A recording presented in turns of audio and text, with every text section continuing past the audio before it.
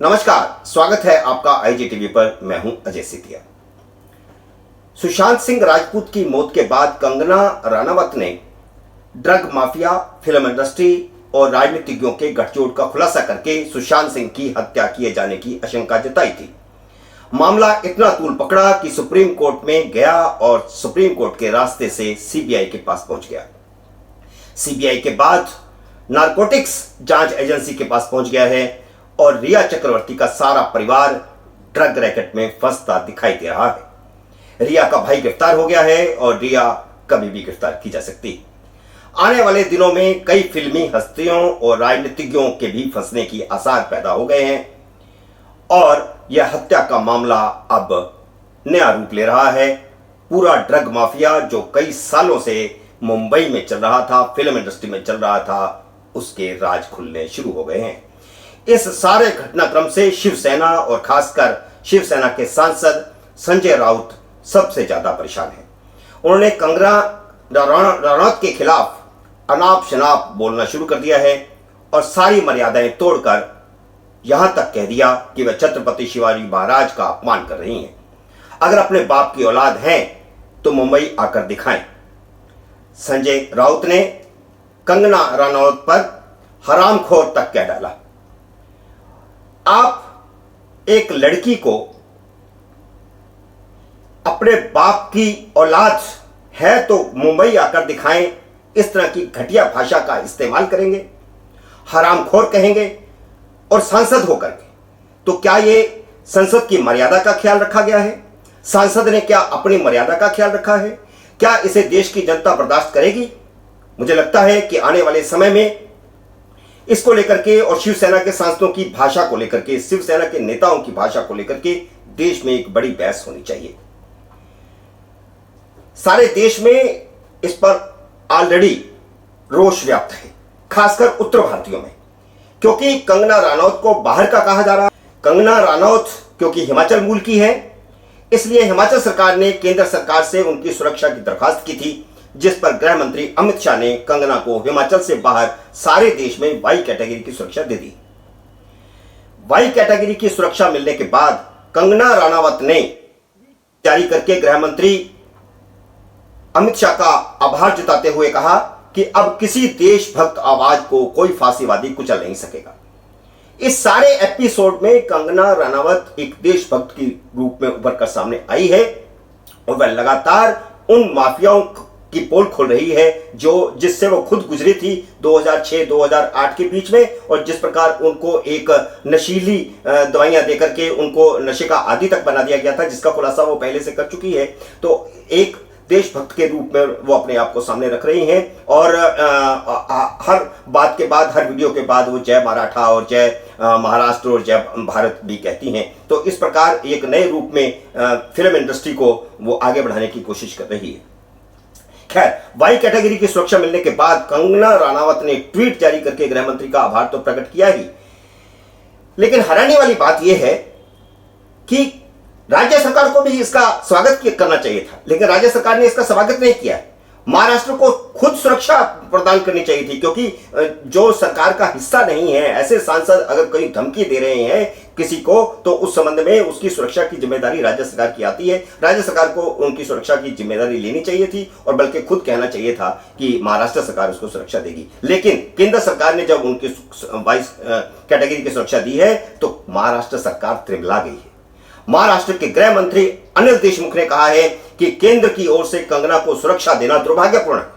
कितनी हैरानी वाली बात है कि एक प्रदेश का गृह मंत्री यह कहे कि किसी को अगर खतरा है तो उसको सुरक्षा देना दुर्भाग्यपूर्ण है।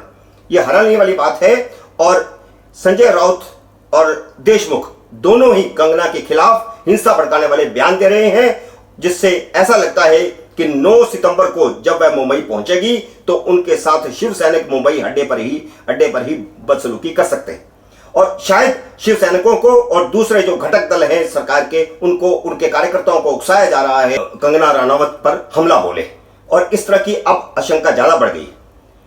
हवाई अड्डे पर उनके साथ बदसलूकी होने की पूरी आशंका पैदा हो गई। इससे भयभीत कंगना के पिता ने उसे मुंबई नहीं जाने की सलाह दी है और मुंबई नहीं जाने की सलाह देते हुए कहा है तू बहादुर तो बहुत है पर हमने किसी से पंगा नहीं लेना। उनके घर के अंदर जो वार्तालाप हुआ है कंगना का अपने पिता के साथ, अपनी माता के साथ, अपने भाई के साथ, उस संबंध में भी उसने एक वीडियो जारी किया है कि आप पूरी दुनिया से तो लड़ लेंगे तो लेकिन अपने परिवार से जो जहां भावनात्मक संबंध है वहां कैसे लड़ेंगे। तो ये भी बात एक सामने आई है। आशंका यह भी है कि महाराष्ट्र सरकार कंगना के महाराष्ट्र प्रवेश पर प्रतिबंध लगा सकती है और उन्हें हवाई अड्डे से ही वापस जाना पड़ सकता है। हालांकि कंगना ने इन आरोपों का खंडन किया है कि उसने छत्रपति शिवाजी महाराज का कहीं कोई अपमान किया है। अलबत्ता उन्होंने छत्रपति शिवाजी महाराज पर एक फिल्म बनाई है, उसके बारे में भी उसने ट्वीट में खुलासा किया है। केंद्र सरकार की ओर से कंगना को सुरक्षा दिए जाने से महाराष्ट्र सरकार को दूसरा बड़ा झटका लगा है।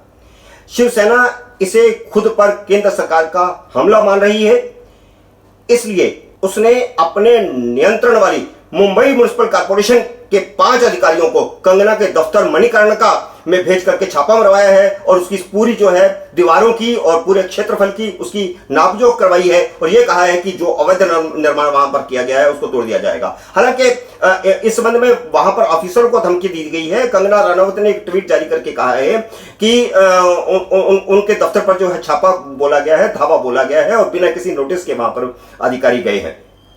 इस प्रकार शिवसेना अपनी सत्ता का इस्तेमाल कर रही है, यह बात अब सामने आ गई है। पूरी दीवारों की और क्षेत्रफल की वहां पर नापजोख की गई है और यह कहा गया है कि उसको तोड़ा जाएगा अवैध निर्माण को। हालांकि कंगना रनौत ने कहा है कि उनके पास सारे पेपर हैं, एक भी निर्माण वहां पर अवैध नहीं हुआ है, 1 इंच भी वहां पर अवैध निर्माण नहीं हुआ है और सारा का सारा जो है वैलिड है और जिसके पास उनके बीएमसी के बकायदा कागजात हैं।